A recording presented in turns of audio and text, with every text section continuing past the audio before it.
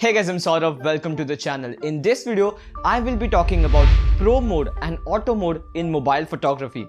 So many of you people might know what Pro mode is and how to use it, but when to use it and when not to use it is also very important in terms of mobile photography. I will be talking about this and it will be very helpful, I'm very sure about it. So without wasting any time, let's get started. Before I talk about the main topic, I want to let you know I have started a new YouTube channel where I post comedy videos. Those are again very different kind of videos, but if you're into that type of content, please subscribe to the channel. Now that I'm done with the shameless self-promotion, let's finally get started. So for those people who don't know what Pro mode is, it is basically manual mode. In DSLR cameras, in mirrorless cameras, you have manual mode. Similarly, you have in mobile phones as well. But there is a difference. You cannot change the aperture like you can do in DSLR and mirrorless cameras because most of the smartphones have a fixed aperture lens. That is why you can only change the shutter speed, the ISO, focusing and white balance. Talking about auto mode, you can set the focus by tapping, but all the settings will be decided by the mobile phone itself. So the obvious difference between Pro mode and auto mode is that you get control over the settings.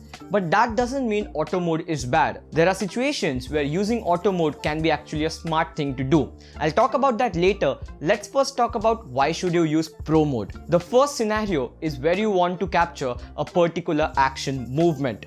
Now, when you want to capture a particular action that happens for a very short amount of time, the setting that is important is shutter speed.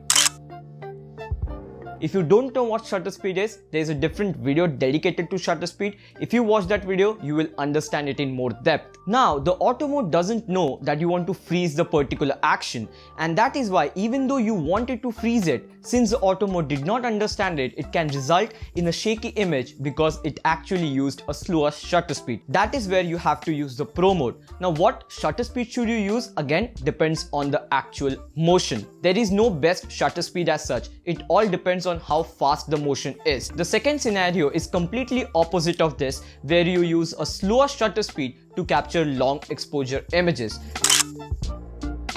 Again, I have separate videos for long exposure as well. You can watch that to understand in more detail. Basically, in short, in long exposure photography, you use a slower shutter speed to let in more amount of light and to capture a longer exposures. You can only do long exposure photography when the amount of light is very less if you're not using any kind of filters. These are some sample images I shot with my DSLR and I used a slower shutter speed. Now, even though I used a DSLR for these kind of images, the concept, the basic is the same. The third type of scenario is kind of similar to long exposure photography. That is when you're shooting in low light. So when you're shooting in low light, you have to use a combination of a slower shutter speed and a higher ISO. What auto mode will do is it will boost up the ISO a lot and you will get a lot of grains in the images. To avoid that, you can use the Pro mode. You can use a slightly slower shutter speed, thereby allowing you to decrease the ISO. And when you use a lower ISO, you will get less grains and a better quality image. But remember one thing, when you're using slower shutter speed, the images can be shaky. So it's very important to be stable, or the best case scenario is to use a tripod. Now these are the only three scenarios where I use manual mode. Rest of the times I always shoot in auto mode. So there is nothing wrong with the auto mode. Just because manual mode is named as professional mode, it doesn't mean you will get better images. Suppose for example, you have a very simple situation.